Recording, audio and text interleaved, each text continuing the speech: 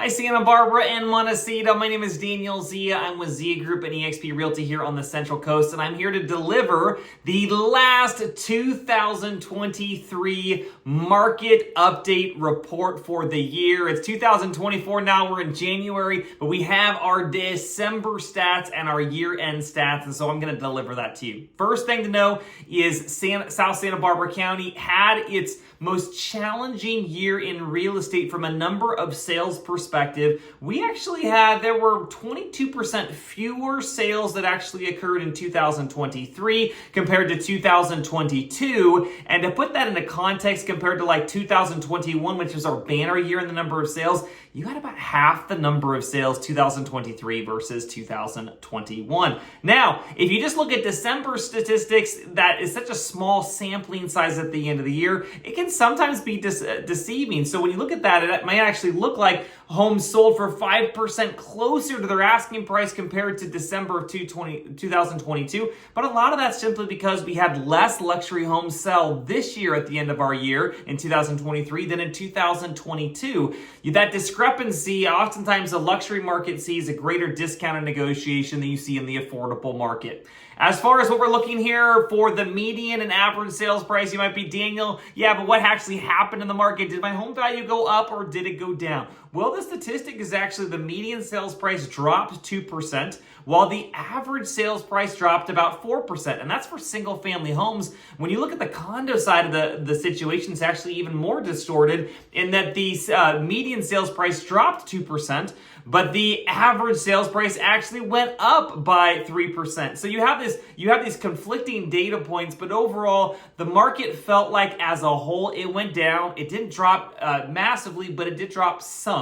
And anywhere between 2 and 4% is if you're thinking about what happened to your home value. That's probably what happened in 2023. And a lot of that was driven by those interest rates with the Fed trying to slow the economy, trying to slow the real estate market. They succeeded. Now, the good news going into 2024 is that the Fed is releasing that pressure, right? And so the interest rates now are the lowest they've been in the last year. They're in the mid to high sixes at the time of recording. And the Fed's predicted to drop that Fed rate by 3 more times in 2024. So we could see interest rates drop sometime into maybe in the 5s. I don't know if it'll go into the 4s, but at least somewhere into the 5s by the end of next year. And I think our real estate market is largely going to be driven by how quickly those interest rates drops happen, and how aggressive the Fed is with that. Now, it is an election year, and so typically an election year, everyone tries to bolster up the economy. Everything kind of looks and feels as good as it did.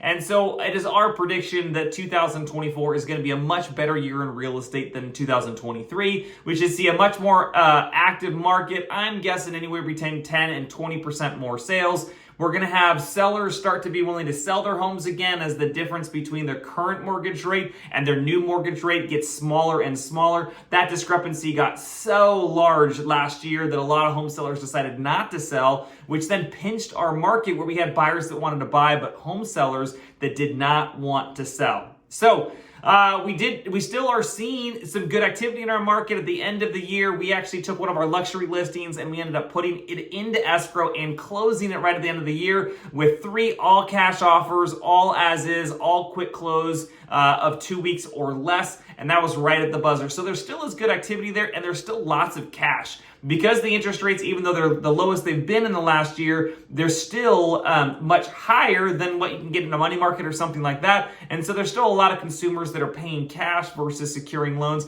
And we're still running about almost half the offers being cash in our market, which is just really unique to our market. While home prices have softened a little bit, to put them into context, compared to historical levels like the bottom of the market in 2011, 2012, we're still seeing home prices about 2.5 times what they were then. So many homeowners in town are sitting on a nice chunk of equity. The luxury market is still seeing good activity. I wouldn't say it's quite as strong as what we saw a year ago, but it is still strong. There's still a shortage of inventory, and there's still some strong buyer demand. So that's good. When we look at kind of homes that are selling in the luxury range, we're typically seeing that there is more negotiation, like I mentioned at the beginning of the video, than in the affordable market. And so we often see as much as 8% an 8% discount on the last asking price, and up to 11% off that original asking price before they've done price reductions. There are 49 homes actively available, homes and condos in the luxury market right now. Put that into context, that's 20 more homes available than it was at the end of 2022. Pretty incredible. The homes have been on the market on average about 4 months that are sitting there right now. The highest luxury sales price in December was 930 Knollwood Drive in Montecito, and that ended up closing for $11,500,000. The condo market on the affordable side is actually continuing to see lots of good activity. The whole condos are selling for about 100% of their asking price, so right at asking price. They're selling much quicker and typically 3 to 4 weeks on the market. And we had far more condos actually go into escrow this past December versus December 2022.